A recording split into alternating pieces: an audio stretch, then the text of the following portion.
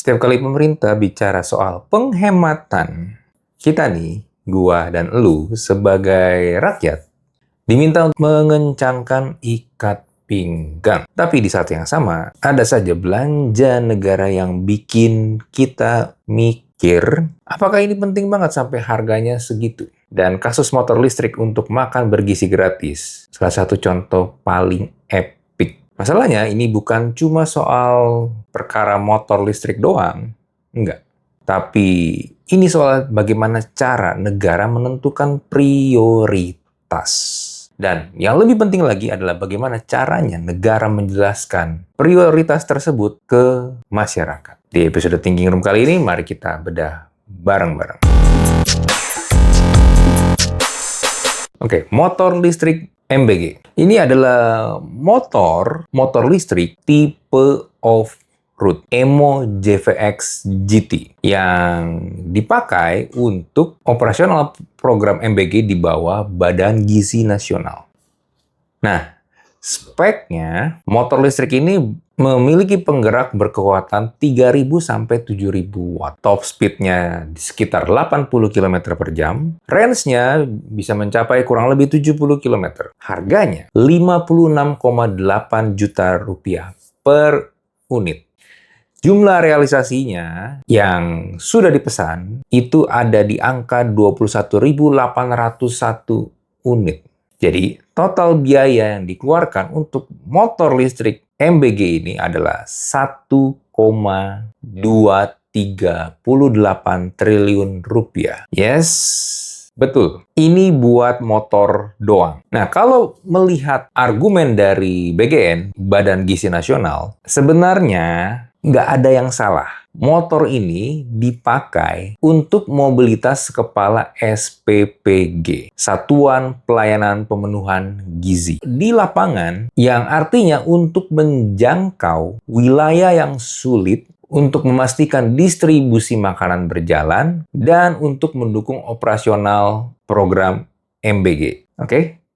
Secara logika, itu terdengar masuk akal. Program sebesar MBG memang butuh mobilitas yang tinggi. Dan Indonesia kan bukan negara kecil yang bisa dijangkau pakai satu jenis kendaraan doang. Pulaunya aja ada banyak, terpisah-pisah. Ada yang di pelosok pegunungan, ada yang di tepi pantai, jadi banyak macam.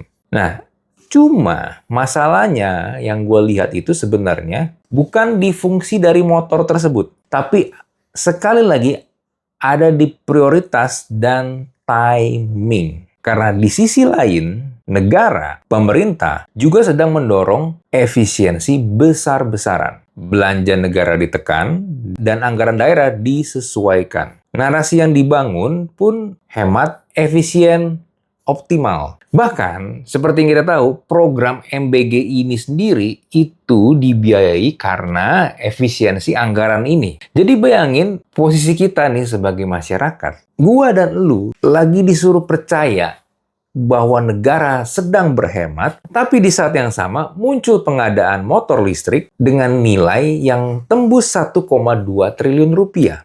Secara komunikasi publik, ini sangatlah buruk. Bukan hanya sekedar miss. Tapi ini kayak lagi ngomong lagi diet, tapi sambil makan all you can eat. Yang artinya apa yang diucapkan dan apa yang dilakukan sangat bertolak belakang. Alias ngomong doang. Hipokrit. Nah, lalu ada lagi yang bikin tambah wadidaw. Menteri Keuangan sendiri, Purbaya, bilang dia kecolongan tentang pengadaan motor listrik ini. Ternyata anggaran untuk motor listrik ini sudah disiapkan dari tahun 2025. Lalu proses berjalan di level teknis dan administrasi, lalu lanjut ke 2026. Nah, baru jadi rame ketika masyarakat, publik mempertanyakan tentang motor listrik ini. Artinya apa? Artinya ini bukan keputusan yang mendadak, tapi keputusan yang memang direncanakan, sudah dijalankan, tapi tidak terpantau di level atas sampai terlambat. Di mana ini adalah Menteri Keuangan, penjaga kas negara. Kok bisa kecolongan? Dan akhirnya kan di sini masa struktural lagi kan yang kelihatan. Birokrasi kita itu sering banget seperti berjalan banyak kepala nih, tapi tanpa satu otak yang mengatur supaya semua ini benar-benar sinkron. Nah, selain motor listrik, juga ada kaos kaki. Buat apa coba?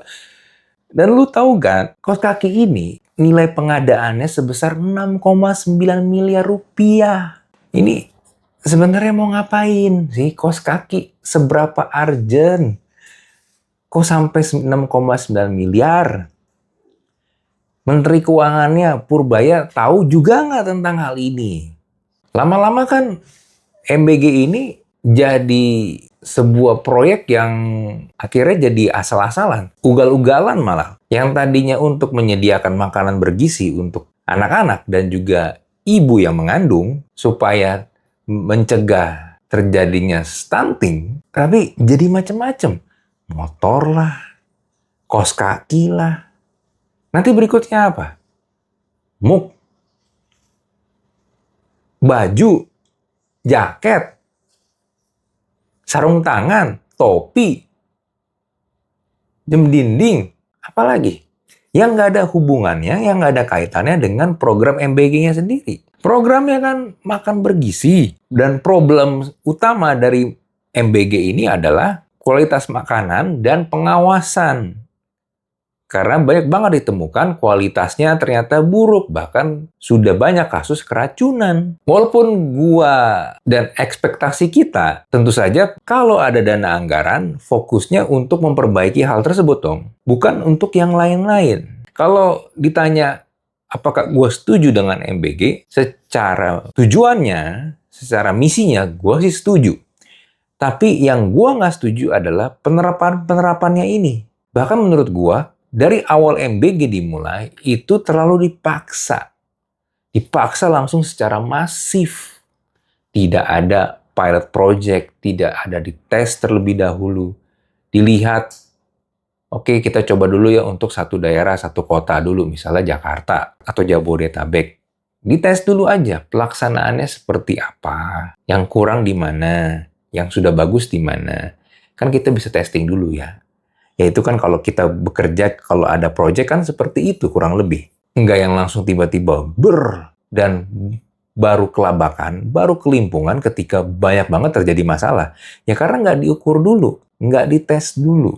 Udah gitu, sudah terlanjur keluar duit yang banyak.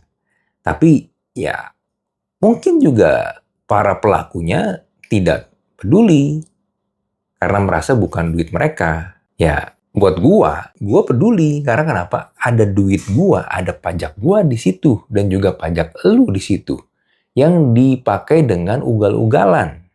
Pertanggungjawabannya akan seperti apa dan bagaimana? Nah, kalau Menteri Keuangan yang tugasnya menjaga arus kas negara aja saja kecolongan, bagaimana dengan Presiden? Presiden tahu nggak tentang hal ini?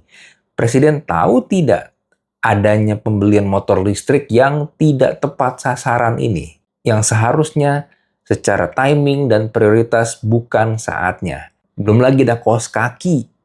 Kalau memang tahu, kenapa keputusan seperti ini tetap jalan? Kalau nggak tahu, berarti kan ada blind spot di level tertinggi pengambilan keputusan. Nah, kalau kasus motor listrik dan kaos kaki ini saja bisa lolos, kira-kira nih, apalagi yang belum ketahuan?